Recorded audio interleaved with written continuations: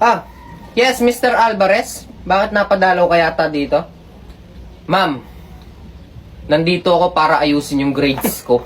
So, nandito ka para ayusin yung grades mo? Anong gagawin mo? Makikiusap ka?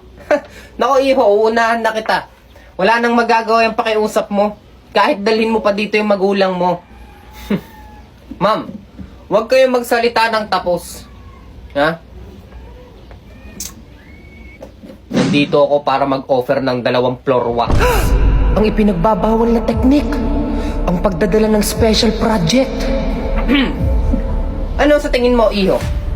Ipapasakita ng dahil lamang sa floor wax? Hindi uubra yung 2 floor wax, ma'am? Sige. Eto. Magandang deal para sa inyo. Magdadagdag ako ng walis tambo. Shit! Walis tambo. Minsan lang may mag-offer sa akin ng walis tambo ah. Alam mo, iho, hindi naman sa mga ganyang bagay na babase ang pag-aaral eh. Nasa sayo yan. So, yung ino-offer mo na 2 floor wax at 1 walis tambo, walang magagawa yan. Pasensya ka na. Ha? Bagsak ka na talaga. Wait lang. Sige. Floor wax at walis tambo, hindi uubra. Okay, sige.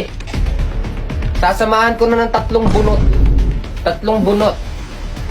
Bali, nag-offer ka sa akin ng 2 floor wax, 1 walis tambo at 3 bunot. Sa tingin mo, tataas ang grades mo ng dahil dyan? Nako, iho, kanino ko pang sinasabi? Wala nang magagawa yan. Bagsak ka na talaga. Ayaw nyo talaga? Ha? Sige. Huling offer ko sa inyo, ma'am. Ipasa nyo ako. At magdadala ako ng 1 kilong rambutan. Uy! Rambutan! Favorite ko yan!